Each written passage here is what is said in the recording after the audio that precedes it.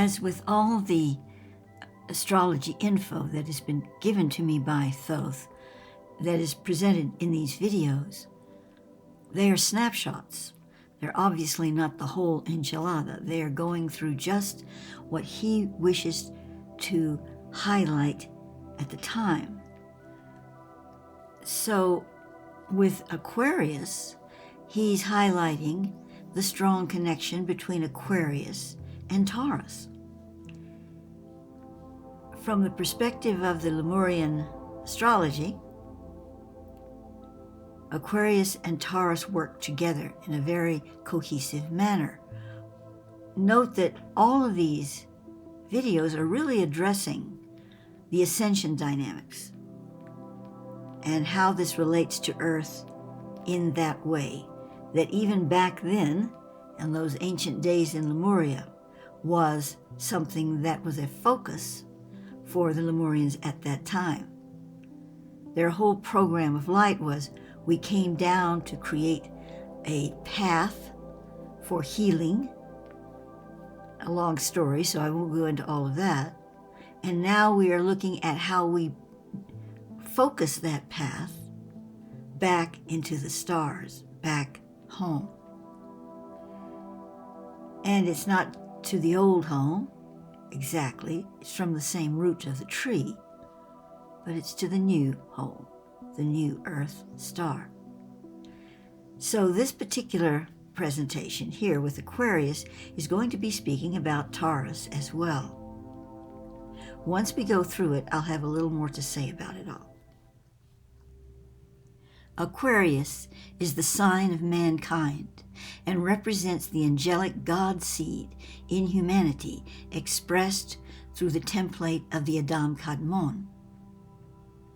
In Lemuria and Atlantis, Aquarius was known as the gateway because it was seen to be the opening for humanity to re-enter its divine state. The symbol for Aquarius in those ancient days was a woman seated on a throne, with her left hand resting between the horns of a bull, and her right hand upraised holding a caliphar, or staff, or sword of light. Behind the woman stood a man wearing a crown of 12 stars. He is placing a crown with one brilliant star suspended above it upon the head of the woman. The symbolic representation is thus. The woman represents cosmic intelligence placed upon the throne of divine knowing. Divine knowing is differentiated from cosmic intelligence as being the individuated experience of the latter.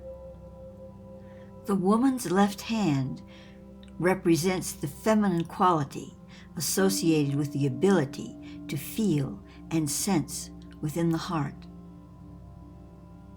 The bull is the symbol of the zodiacal sign of Taurus, which was identified by the ancients as the most earthly of the zodiacal stellar houses. It was during the reign of Taurus upon the earth that the overthrow of the priestess oracles in the Lemurian temples of Melchizedek occurred. Thus the sign of Taurus was overlaid with the energetic signature for the fallen feminine pillar on the earth. So from this perspective, you can observe that in the symbolic picture I, Thoth, have related to you, the divine feminine is reclaiming and balancing that which she lost in the fall as she places her hand between the horns of the bull.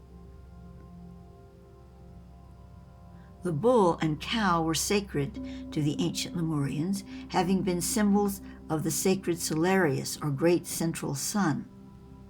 These animals were used by them for the purpose of sacred rites having to do with solar resurrection and purification. The Lemurian ceremonies did not harm or damage these divine creatures in any way. Those types of sacrificial ceremonies came along in much later times as a result of the loss of true spiritual knowledge, and not in Lemuria. The bull carried the sun between its horns as a symbol of the divine male expression, which then infused the divine feminine, the cow, with its rays. In turn, the cow gave birth to the bull, who again would carry the sun between its sacred horns for the earth. Thus, the female in this symbology holds both power, the bull of the sun in the realm of the earth, and glory, the Khalifar, divine appointment by the greater solar logos. The right hand of the woman sustains the sacred Khalifar, the sword or staff of light, which represents the greater solar logos. It was also identified with a beam of energy projected from the solar plexus as a combined force of all 7 chakras, and then could be projected through the palms of the hands as well.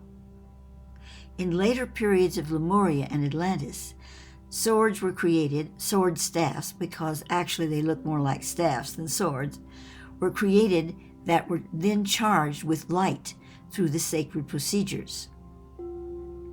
To the people in those eras, these light staff swords were a symbol of divine appointment. The individuals who were privileged to possess a Khalifar were the anointed ones, those who directly served the authority of the most heavenly host.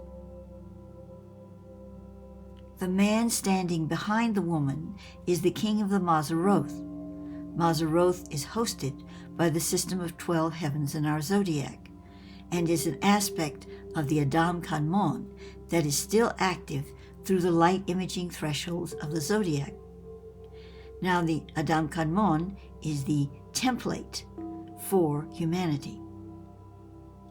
He is placing the crown of the 13th aspect or 13th zodiacal sign upon the head of the woman, and thus is acknowledging her as the threshold to the greater kingdom of the Mazzaroth.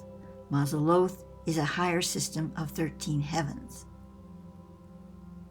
It was understood by the ancients that all incarnated souls contain both male and female dynamics within. Thus, this symbolic representation was designed to reveal the balance of power between these two polarities and the evolution of consciousness in humanity toward co-regency of these two aspects of the Godhead in the human experience.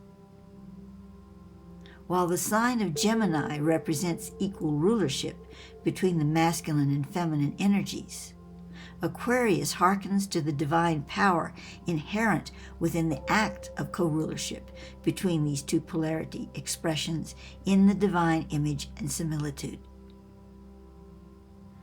Now, all of these are rather, symbolic representations, but they hearken to a deeper understanding of the actual frequencies involved. As I'm sure you already realize, everything is frequency. So when the ancients looked upon the zodiac, they saw the interrelationships of frequencies between all these signs. And that is what cued them into the dynamics that leads to what we are calling ascension of the planetary realm, from a system 1, or world system 1, to a world system 2.